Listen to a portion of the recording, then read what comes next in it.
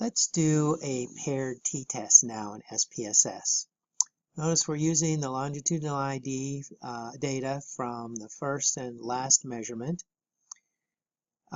We are going to select cases that meet our previous filter.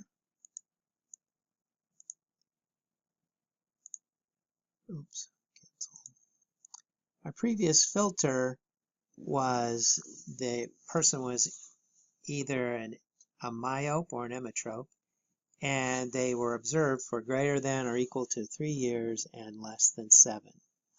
Now, to use a previous filter, if we happen to have one, we can go to if, come down, select it, and just enter it in. Unfortunately, it just gives that name and not the actual filter, so we will lose it if we save this data.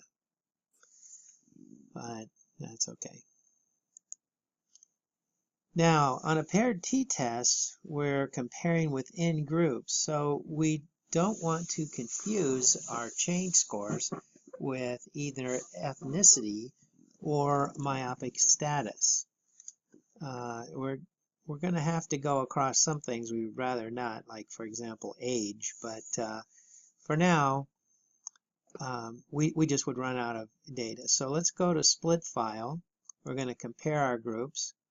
We're going to look at ethnicity, but we also want to look at myopic status. So we're just going to put in myope. We don't need to put in emmetrope because we've already selected patients that are either myopic or emmetropic. And so if you're myopic, so here you can either, if you're myopic, you're myopic. Otherwise, you have to be emmetropic based on our selection. All right, then to do the paired t-test, we go down to compare means. We did independent the other day, but here we're looking at, going to be testing the difference between the first and last observation. So that's going to be paired samples. And so remember now we're testing, are there changes over time with people at least followed for 3 years and by ethnic category. So let's look at mean axial length, and this is the first mean axial length and last axial length. And let's look at lens thickness, first and last. Now, the paired t-test looks at the differences between means. It then divides that. The t-test is the difference between means divided by the standard error of those differences.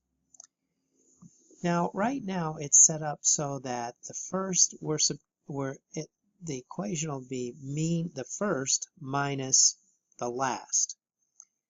And that's not really the direction we want to go, because we want to take where we are now and subtract out the baseline. So in order to do that, I'm going to click on one, and I'm going to hold down the shift key.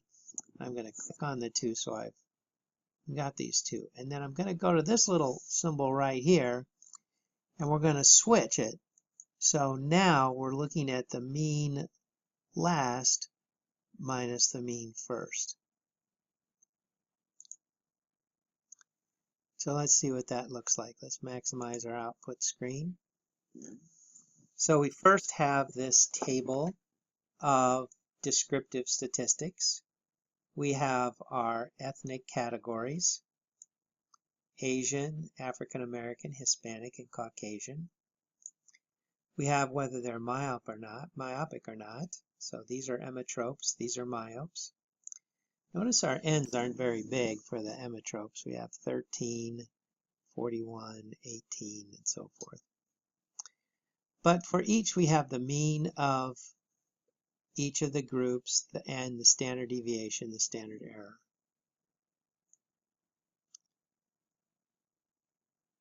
Now, this is a paired t-test because we're looking at each pair of first and last values. We get the correlation coefficient. So this is the correlation between the first and the last observation, split out by ethnicity and myopic. These are very high correlations. Correlations vary from -1 to +1. 0 meaning no correlation. These are pretty highly correlated. And then here's the results of our t-test. If we look down here, we can see pretty much everybody was significant, except for the lens thickness for Asian emmetropes and the lens thickness for Caucasian emmetropes. Notice we don't have a lot of subjects there, so that's part of the problem, but the differences probably aren't all that great either. Let's look at the differences. So for Asian emmetropes, basically with at least 3 years difference, the eye grew about 0.4 millimeters. Notice the lens thickness shrunk, though this wasn't significant. But for myopes, the lens thickness grew almost 1.5 millimeters. That's a huge difference, about 1 millimeter more than the emmetropes. So these are Asian myopes. And notice that the lens thickness decreased from first to last. And that was highly significant. Why is lens thickness negative? Notice that's the case in all cases. The axial length grows, the lens thickness shrinks. Think about that and know why that is from an optometric vision perspective. Let's see what numbers these are. So this mean refers to the difference. So, for example, 0.44 is the difference between 22.8 and 23.2. So this is mean axial length at the end, mean axial length at the beginning.